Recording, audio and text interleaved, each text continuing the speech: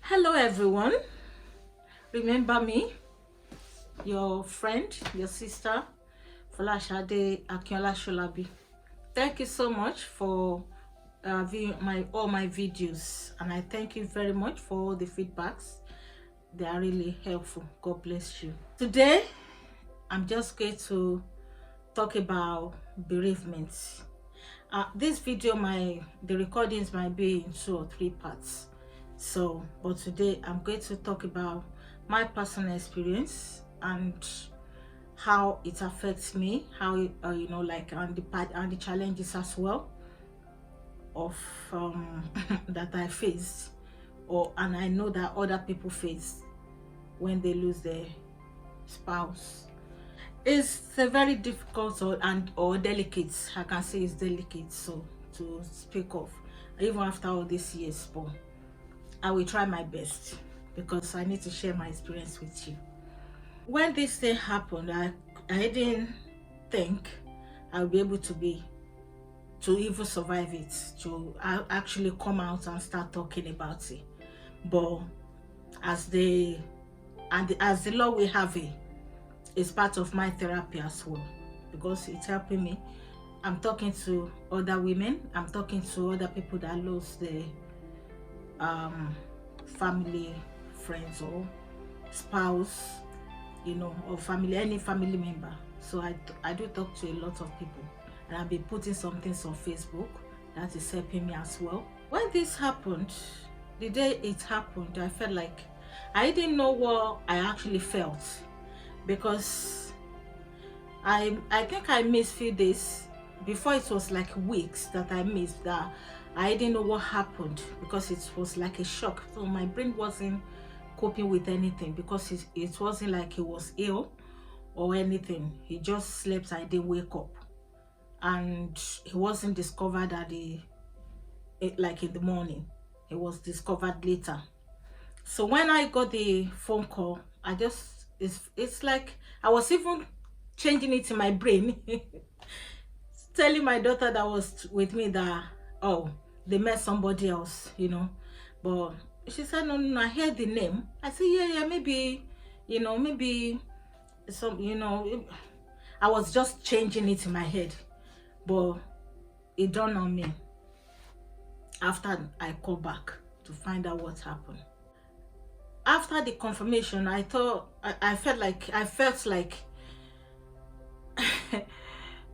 people are telling me what I did, running out of the house in the rain or whatever. I didn't remember, and I still didn't remember. I haven't come to, maybe it's my brain that is just protecting me, I don't know. And I'm going to talk to you about how I got to being strong. God is so merciful. When you have God behind you, He will prepare you for things that you are going to face. I believe that He has prepared me and my children for this. Over the years, things has been happening, and He's been working on us, preparing us along the way. So the day it happened, I will forever remember the day, and I will forever remember the word that I heard. I actually felt like the world has come to an end. I was told that I ran out of the house in the rain, which I didn't remember. Up till now, I have not remembered it. People even said I ran out of the house in the rain, and then which I cannot remember up till now. So, but the world didn't come to an end. It was hard, it was difficult, but I don't know how to explain it. Things just fall into place, because it's like, okay, God, you have finished this plan, because you got me with that person, and that has finished now. What else? What next? And I will not lie to you, up till now, years later, it's still hard to believe that that person is not here.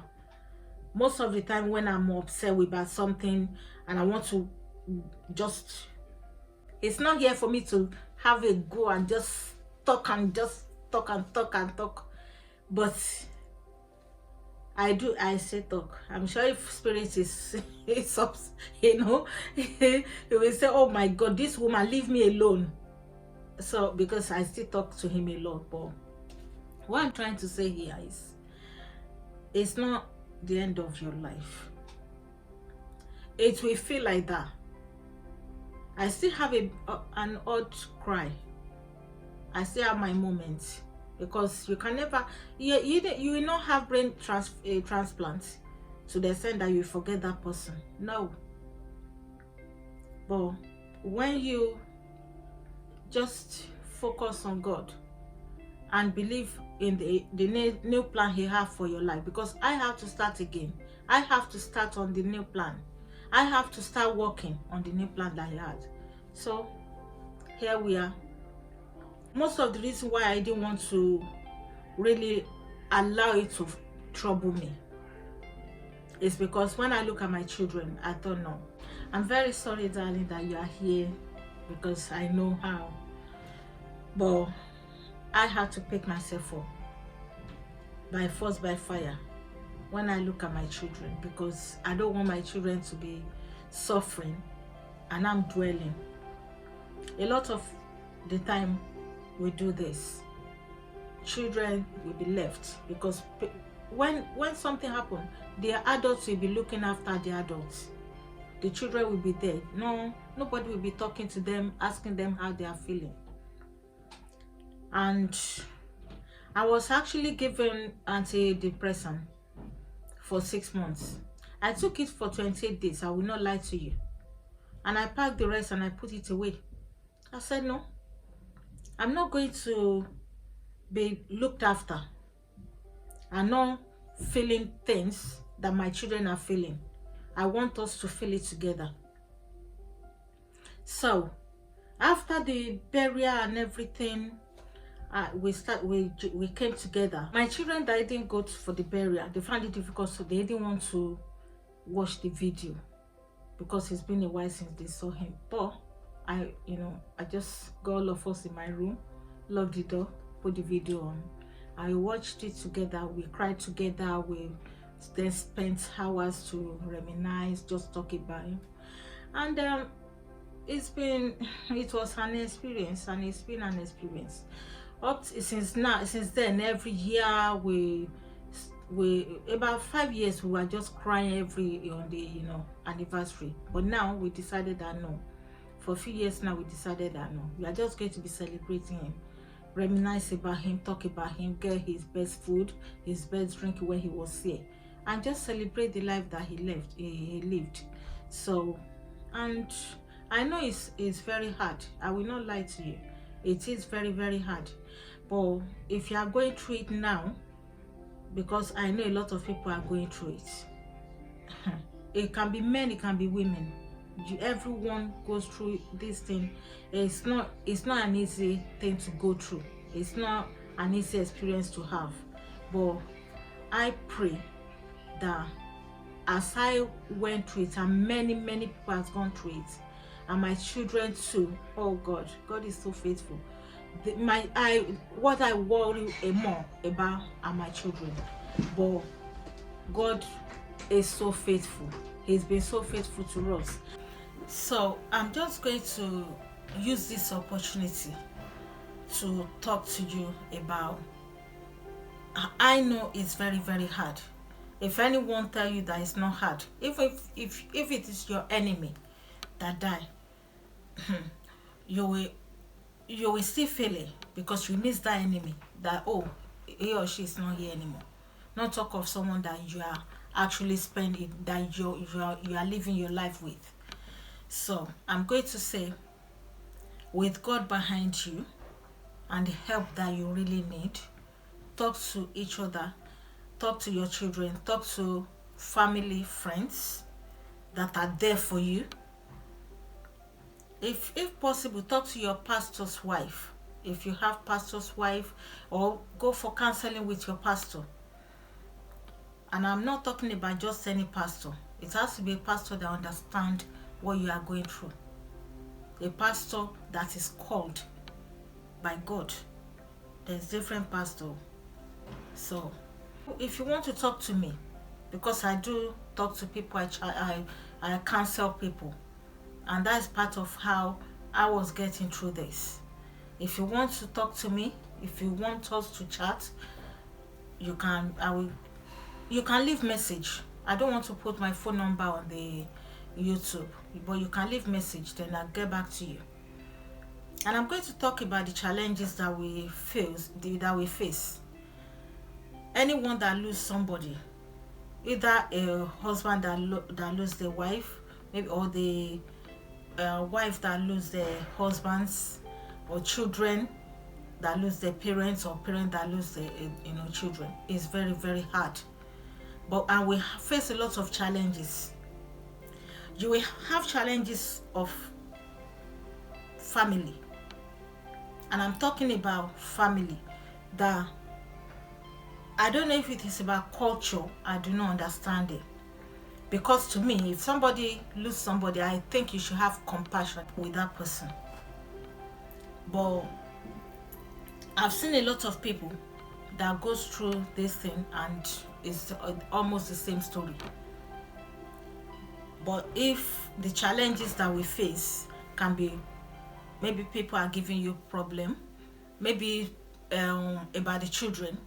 I thank God for the children that He gave to me, and I thank God for everything He has been doing since this thing happened to us.